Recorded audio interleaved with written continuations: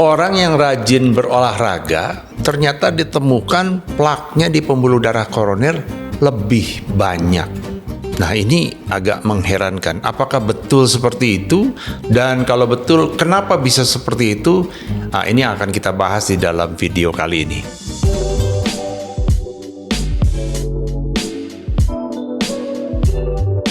Halo teman-teman, selamat datang di Seputar Jantung, channel edukasi jantung yang terpercaya, membahas segala hal yang berhubungan dengan jantung secara mendalam tetapi tetap mudah dimengerti, bersama dengan saya Dr. JJ. Di video kali ini kita akan bahas tentang dampak dari olahraga yang kuat atau olahraga yang keras terhadap pembentukan plak. Nah, ini ada satu fakta yang sejujurnya agak mengejutkan, bahwa ditemukan orang-orang yang berolahraga dengan kuat itu ternyata plaknya lebih banyak. Nah, tapi ini kita akan klarifikasi. Bersama saya sekali lagi ada narasumber, yaitu Dr. Dwita, spesialis jantung dan pembuluh darah. Halo Dr. Dwita. Halo lagi dokter. Iya, Selamat sore. ini video kedua kita ya. Oke, di video sebelumnya kalau teman-teman belum nonton, kita bahas soal apa kemarin, profil lipid pada atlet ya. Ternyata tidak sebagus yang kita duga ya. Nah, sekarang ini juga aneh juga ini. Nah, ini profil dari pembuluh darah koronernya, katanya lebih banyak plaknya daripada orang yang normal. Ini kita klarifikasi nanti. Nah, mungkin Dr. Dwita mau cerita soal ini. Iya dok. Ya dok, terima kasih ya dokter Jajang. Ini salah satu isu yang juga cukup hangat ya dok ya, bahwa yang memberitahu bahwa atlet itu tidak sesehat itu ya, tanda kutip tidak sebersih itu ya untuk profil jantungnya. Jadi terutama memang kalau kita tahu, kita mungkin bahas sedikit tentang kalsium skor ya dok ya, untuk kalau plak ya. Jadi kalau kalsium skor, kalau Anda mungkin pernah medical check up, pernah ditawarin periksa kalsium skor. Apa sih kalsium skor itu? Kalsium skor itu adalah kalau Anda memiliki plak atau penyempitan ya di pembuluh darah, dan itu mengandung kalsium ya. Jadi nanti pada saat di CT scan akan terlihat berwarna putih-putih gitu ya dok ya. Nah, itu yang bisa dikenali dan ditandai oleh CT scan sebagai plak. Nah, harusnya kan secara teori ya, semakin banyak kalsiumnya yang terdeteksi di CT scan, tandanya plaknya semakin banyak. Nah, yang menariknya di sini, nah kalau misalkan itu dihitung ya, nah itu jadilah kalsium skor. Jadi seberapa banyak itu kalsium dihitung dari CT scan. Ya normalnya 0 harusnya ya. Normalnya 0, betul dok. Normalnya harusnya nggak ada kan dok, harusnya nggak ada plak lah di dalam pembuluh darah kita. Nah, pada atlet-atlet terutama yang endurance, yang pelari, cyclist, renang gitu, maraton gitu. Menariknya adalah semakin dia banyak latihan, semakin ekstrim latihannya, semakin tua dia, maka angka kejadian plaknya malah semakin tinggi. Itu yang menarik, malah jadi penyempitan. Dilihatnya dari kalsium skornya. Dilihat dari kalsium skornya, malah jadi penyempitan pembuluh darah jantungnya. Karena dilihat dari kalsium skornya malah makin tinggi. Loh kok padahal olahraganya malah makin banyak, kenapa malah plaknya makin tinggi gitu. Tapi itulah yang terjadi dalam setiap literatur, mau dicari bagaimanapun itu yang terjadi seperti itu dok. Oh gitu. Iya.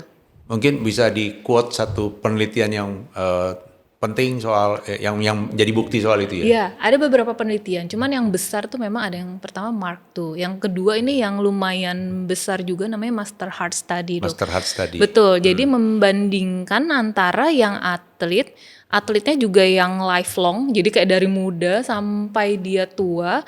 Ada yang late onset atlet. Jadi yang dari usianya sudah di atas 30 sampai baru jadi atlet atau jadi pegiat olahraga sampai tua. Dan yang non atlet atau yang sama sekali, atau yang olahraga itu kurang dari 3 jam seminggu, jadi lebih sedentary lah ya. Ternyata didapatkan plaknya itu jauh lebih banyak, secara signifikan lebih tinggi yang lifelong atlet. Justru yang rajin olahraga dari muda Iya. Malah lebih banyak Lebih kalsiumnya. banyak kalsiumnya daripada yang Ini bikin atletnya orang takut olahraga kalau gini nih. Iya, sayangnya seperti itu memang datanya ya dok ya. Didapatkan kalsiumnya memang lebih tinggi pada yang lifelong athlete dibandingkan yang atlet late onset ya, yang di atas 30 tahun atau yang non atlet gitu. Dan bahkan kalau kita tahu kan kalau plak itu kan ada 3 ya dokter, calcified ya, plak yang yang ada kalsiumnya ya, jadi namanya kita bilang berkapur. Lebih stabil, lebih keras dia. Betul dok. Terus ada plak yang non calcified, jadi yang tidak ada kapurnya sama sekali ya, dari CT scan bisa dilihat juga.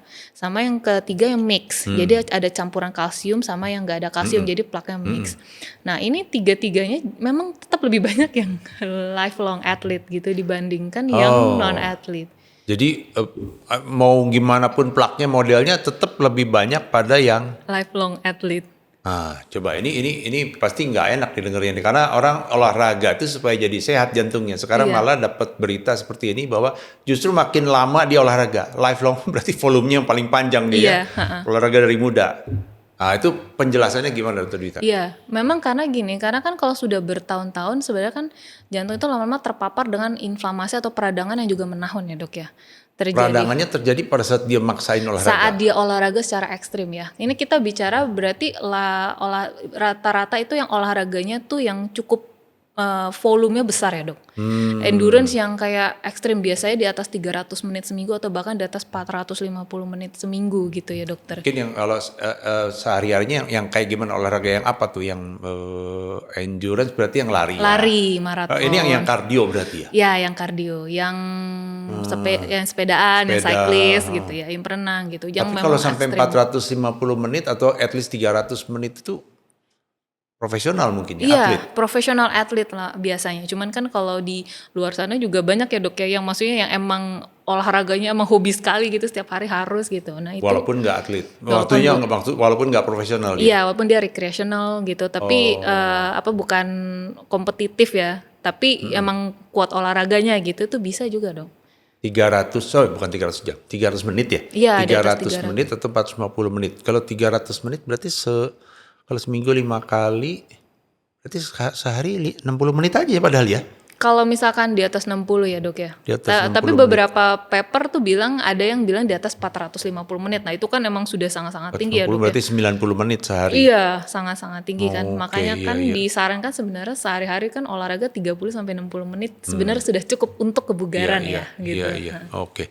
Nah jadi kenapa apa yang terjadi pada waktu dia berolahraga yang ekstrim seperti itu tuh sebetulnya apa yang terjadi dengan pembuluh darah di jantung ini sampai timbul plak itu gimana? Iya dok, jadi memang kalau misalkan pada atlet yang sifatnya ekstrim olahraga yang volumenya sangat-sangat besar ya dok ya, terjadi banyak. Satu, pertama tekanan darahnya kan bolak-balik dia naik. Dan itu terjadi berpuluh-puluh tahun ya kayak olahraga. Terus yang kedua, faktor shear stress atau gesekan dalam pembuluh darah terjadi terus-terusan. Terus menahun juga. Terus habis itu juga peradangan yang bolak-balik selama berpuluh-puluh tahun juga, sehingga nah di situ terjadi yang namanya pengapuran dok, terutama pada yang sel otot polos dari jantung dan diperparah dengan adanya sel-sel peradangan seperti makrofag yang mempercepat pengapuran tersebut, sehingga datanglah kalsifikasi atau pengapuran tersebut yang kita bisa ukur dari CT scan dengan kalsium score gitu dok. Oke. Jadi kebayang juga sih ya kalau lagi kita olahraga memang tensi kan naik ya. Jadi katakanlah semprotan tendangannya ke situ kenceng gitu ya. Shear stress itu kayak gesekan pelan-pelan tapi karena berulang-ulang dan lama gitu ya. Dan dia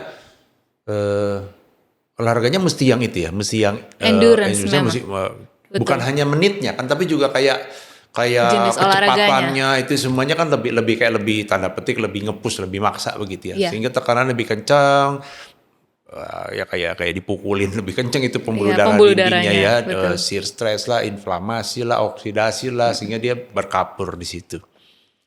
Nah sekarang jadi pertanyaan, kalau gitu bahaya dong ini olahraga yang jenis begini ini gimana ininya penjelasannya? Nah iya kan, kalau misalkan kita kan secara teori ya udah kalau makin banyak plak harusnya kan resiko sakit jantung pada atlet kan makin meningkat. Menariknya adalah sampai saat ini itu hubungan sebab akibat antara makin banyak plak sama makin banyaknya kejadian jantung pada atlet itu sampai sekarang hubungan sebab akibatnya belum tegak, Dok. Jadi maksudnya masih conflicting gitu. Kenapa? Karena pada atlet walaupun dia plaknya lebih banyak, tapi dia benefit yang didapat dari exercise-nya dia juga banyak gitu. Ini yang menarik gitu. Ya berat badannya ideal lah, terus ketahanan kebugarannya bagus ya, cardiorespiratory fitness-nya itu juga salah satu indikator untuk jantung baik apa enggak ya, itu juga bagus ya. Betul, Dok. Jadi memang jadi itu yang kemarin kita bahas ya, dia olahraga menciptakan kondisi metabolik yang sehat bagus, ya di dalam tubuh. Jadi kebugarannya bagus, VO2 max-nya bagus, tonus pembuluh darahnya walaupun ada plak dia bagus gitu, sehingga dia seperti tidak menunjang walaupun banyak plak, tapi tidak serta-merta meningkatkan resiko jantung pada atlet gitu. Oke, jadi kebayar dengan itu ya? Iya. Tapi tetap aja orang riskan juga kali ya. Nah tadi dibahas masalah ada yang plaknya berkalsium, ada yang nggak berkalsium, soft plak, ada yang mix gitu. Sepanjang yang kita tahu ini, saya juga udah berapa kali bahas di channel ini bahwa kalau plaknya ada kalsiumnya, itu sebetulnya juga walaupun plaknya juga mengganggu aliran, tapi sebetulnya plaknya lebih stabil karena nggak rentan robek ya. Nah kita pikir dulu mungkin atlet-atlet ini plaknya semuanya ada plak tapi kalsium aja sehingga dia lebih stabil gitu. Tapi ternyata tadi penelitiannya bilang yang olahraga ini malah plaknya bukan yang stabil semua ya. Ada yang mix, ada yang soft malah. Kalau yang soft ini kan malah nggak stabil, gampang robek. Betul, Dok. Itu bahaya dong kalau gitu. Iya, jadi kan kalau anggapan dahulu ya, Dok ya. Memang plak pada atlet itu lebih banyak tapi plak stabil semua kebanyakan. Kalau dulu yang dianggap gitu kan? Iya, sementara kalau yang nggak olahraga banyak plak nggak stabilnya gitu kan. Tapi ternyata dengan adanya penelitian ini, loh kok sama aja ternyata ya antara plak stabil dan nggak stabil di atlet juga ada gitu. Nah itu kalau ditanya berbahaya atau tidak, ya sebenarnya memang berbahaya ya, namanya soft plak ya pasti berbahaya ya dokter ya. Tapi kan apa yang membuat akhirnya itu akan kembali lagi ke klinis ya, Dok. Apakah plaknya ini membuat dia jadi sakit dada? Apakah rekam jantungnya ada perubahan? Apakah dari treadmill testnya ada perubahan ke arah iskemia atau kekurangan pasokan darah di jantung? Nah, kalau misalkan tidak ada, ya udah gitu. Jadi kita bagaimana caranya untuk menjaga jangan sampai atlet ini jatuh ke dalam penyakit jantung koroner yang lebih parah dari ini gitu. Sampai batas mana Dokter Dwita akan memberikan obat pada, ini katakanlah atlet nggak ada keluhan, secara anatomi diperiksa, kalsiumnya banyak, berarti kan plaknya banyak. Secara anatomi plaknya itu banyak. Iya. Tapi tadi di tes fungsi ya, tes treadmill, secara fungsi bagus aja, nggak ada tanda-tanda dia terganggu alirannya begitu. Nah terus diobatin apa enggak kalau kayak gini? Kalau saya akan kembali ke klinis lagi, Dok ya. Jadi kalau misalkan pasien itu tidak ada keluhan, terus kita bisa jaga LDL tetap rendah, tekanan darah dan gula darah tetap rendah, saya akan cukup confident untuk membiarkan dia olahraga lagi, gitu. Tetap olahraga aja? Iya, tetap dikurangin olahraga lagi. Enggak? Tidak, Dok. Tetap aja yang dia volumenya tinggi itu terus biarkan aja. Kalau bisa sih memang volume tinggi ya gimana ya? Karena pada akhirnya kita akan kembali ke klinis sih, Dok, kalau saya ya, Dok ya. Kalau misalkan itu gunanya kita harus ngecek dia kayak secara periodik gitu. Jangan lepas dia gitu. Kalau misalkan dia setahun sekali, dengan ada ini mungkin kita 6 bulan sekali gitu. Tapi mungkin saya juga ada indikasi untuk memberikan obat kalau saya rasa sepertinya ini butuh diberikan obat. Jadi semua itu kembali ke guideline secara general lagi, Dok, karena tidak ada guideline. Iya, nggak ada guideline khusus untuk atlet gitu. Kembali ke guideline secara general lagi gitu. Kalau misalkan seperti kalsium skornya di atas 100 ya. Kalsium skor di atas 100 itu kan sudah ada indikasi untuk memberikan statin. Saya tetap kasih. Kasih karena kan statin ini yang menstabilisasi plak yang tidak stabil itu, Dok. Ya kan ya, Dok, yang gampang pecah itu. Mungkin teman-teman perlu tahu ya, dikasih statin itu justru malah naik nanti kalsium skornya. Pasti, karena kan statin itu membuat pengapuran di atas plak ya dok ya, tapi justru benefitnya di situ ya, bikin stabil dan gak gampang pecah sehingga kita lebih aman ya untuk nyuruh atlet tersebut berolahraga. Tapi ya memang jangan diperiksa lagi kalsium skor karena pasti naik gitu kan, karena memang di awal aja gitu. Bukan buat evaluasi berkala itu. Betul. Tapi kapan dong kita mesti aware atau bukan aware apa namanya, waspada ini? Tapi Bapak ini kayaknya udah waktunya hati-hati nih. Lihat dari kalsium skornya atau dari apanya membuat dia udah jangan olahraga lagi deh kalau kayak gini gitu. Oh gitu. Kalau misalkan olahraga itu dok, selama pasien itu tidak ada indikasi kuat untuk menghentikan olahraga, kita nggak boleh hentikan olahraga. Gitu. Nggak ada indikasi untuk menghentikan, jangan dihentikan. Jangan dihentikan. Jadi jangan menghalangi dia untuk berolahraga kalau kita nggak punya indikasi kuat untuk menghentikan dia. Misalkan tidak ada gangguan aritmia yang fatal. Kalau ada gangguan aritmia fatal otomatis harus turun. Atau dia ada penyakit jantung genetik yang kalau dengan olahraga dia akan lebih parah. Itu berarti nggak boleh. Tapi kalau kita belum semata-mata kalsium skor aja nggak bikin dia berhenti. Tidak akan menghentikan dia untuk olahraga. Tapi kita harus cek dia berkala dengan menjaga faktor resikonya semuanya tetap dalam target. Seperti itu dok. Tapi kalau di tes treadmill ternyata positif, ada gangguan aliran, itu ditreat sebagai pasien jantung koroner seperti biasa. Seperti biasa. Suruh pasang stent misalnya kalau diperlukan. Kalau diperlukan. Atau operasi bypass seperti pasien yang kemarin ya. Iya. Tapi setelah itu balik lagi olahraga nih. Kalau misalkan kita tes dia tes treadmillnya bagus, faktor resikonya terjaga, olahraga lagi nggak apa-apa dok. Oke. Iya. Oke. Iya. Jadi kalau saya diajarkan ya itu, jangan men-stop pasien berolahraga kalau misalkan tidak ada indikasi kuat kita untuk menghentikan di olahraga. Lebih semata-mata karena kayak ketenangan kita gitu. Jangan ada olahraga lagi, nggak boleh kita dok. Gitu. Kita harus objektif. Ini pasiennya tidak ada lagi yang dia salahkan. Oke, misalnya rekam jantungnya bagus, treadmillnya bagus, LDL-nya di bawah 55, tekanan darah bagus, gula darahnya bagus. Terus kenapa dia nggak boleh olahraga lagi gitu? Seperti itu dok. Karena kan olahraga kan benefitnya banyak sekali gitu. Oke. Tadi saya mulai ini dengan satu statement yang kayaknya mungkin bikin takut orang olahraga ya. Bahwa berolahraga ternyata plaknya lebih banyak daripada yang nggak olahraga. Iya. Tetapi itu statement ini aja, sepotong aja begitu ya. Ternyata tetap aja olahraga benefitnya lebih banyak ya. Begitu ya dokter Dita ya, lebih banyak. Even dengan berolahraga ternyata ada bukti bahwa bisa meningkatkan kalsium skor. Betul. Tapi pada segmen tertentu yang olahraganya high volume. Ya betul. Yang seumur-umur gitu. Ya.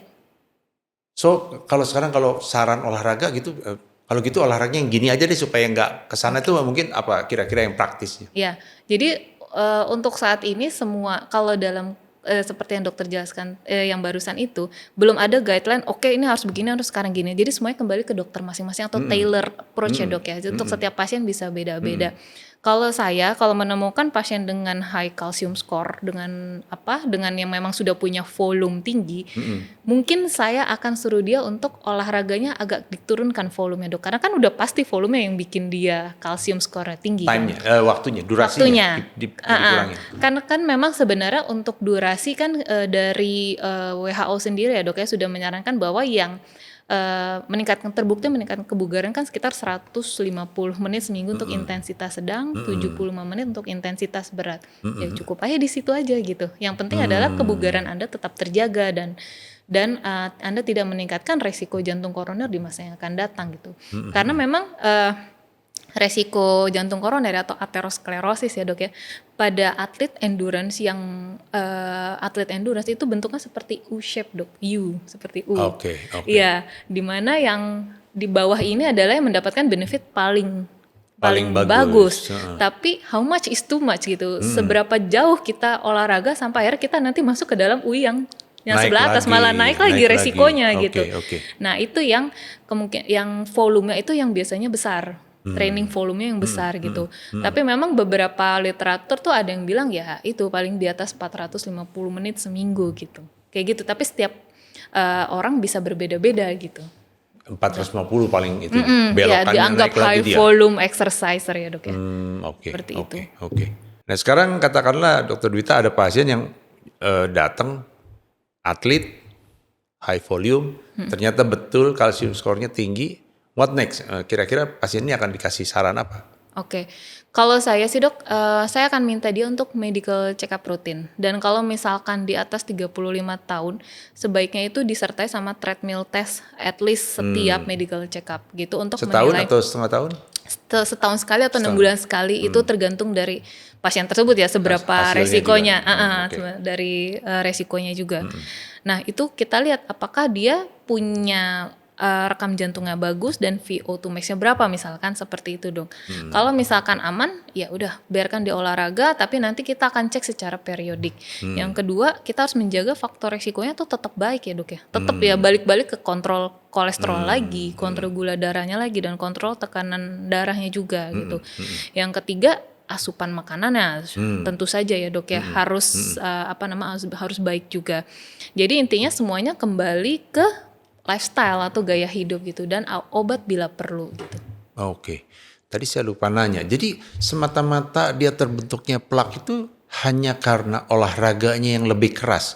Apakah nggak ada hubungan dengan misalnya karena dia olahraganya lebih keras, dia makan mungkin proteinnya lebih banyak, atau kadang-kadang dia dietnya milih diet karnivor gitu, ada hubungannya atau enggak? Dalam penelitian itu disebut begitu enggak? Ada dok, jadi memang olahraga dengan high volume memang meningkatkan, tapi dia juga berinteraksi dengan faktor-faktor lain ya. Misalkan ya genetik udah pasti ya dok ya, tapi kan setiap orang bisa punya predisposisi genetik juga ya. Terus intake makanan gitu, itu juga bisa dok. Biasanya atlet ini intake-nya memang beda ya? Iya intake-nya memang beda ya, tapi ini kan endurance atlet kan cenderung tidak terlalu seperti power athlete yang weightlifting yang butuh protein gitu ya.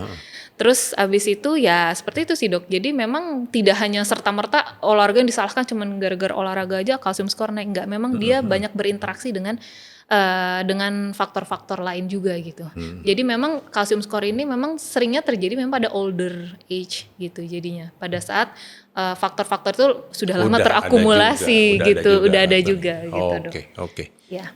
Oke Dokter Dwita, kayaknya kita cukup jelas soal ini ya. Jadi teman-teman sekalian, walaupun di awal tadi kesannya seperti agak takut kita berolahraga, ternyata tidak perlu juga setakut itu ya. Tapi jelas bahwa olahraga dengan volume tertentu ya Dokter Dwita itu memang meningkatkan kemungkinan terbentuknya plak dan plak yang berkalsium ya. Karena tadi ada faktor-faktor yang sudah disebutkan tadi, tetapi juga manfaat olahraganya tetap nggak hilang, manfaat yang terhadap metabolik dan lain-lainnya, sehingga jadi kayak seimbang begitu dan tidak serta-merta adanya plak tadi langsung menghentikan si pasien atau si atlet ini dari boleh atau tidaknya olahraga. Ya tentu akan dinilai ya oleh dokter ya, kalau penyempitan di tempat yang berbahaya dan menyebabkan gangguan aliran tentu akan diperbaiki dulu. Tapi tidak menghentikan juga, nanti mau olahraga lagi boleh lagi ya. Boleh lagi setelah dilakukan pemeriksaan dan penanganan ya.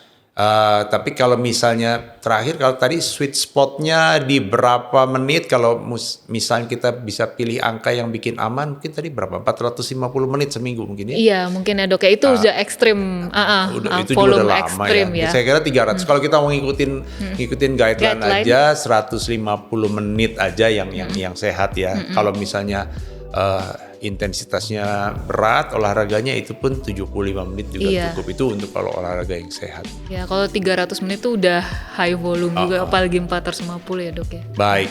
Oke, baik teman-teman sekalian, mudah-mudahan ini bermanfaat buat teman-teman, dan kalau teman-teman suka dengan konten edukasi seperti ini, boleh di-subscribe seputar jantung dan juga di-share ke teman-teman yang lain, dan kita masih akan terus berjumpa masih dengan Dr. Dwita nanti minggu depan dengan topik yang berbeda, jadi stay tune di seputar jantung. Kita bertemu kembali di video berikutnya. Salam jantung sehat.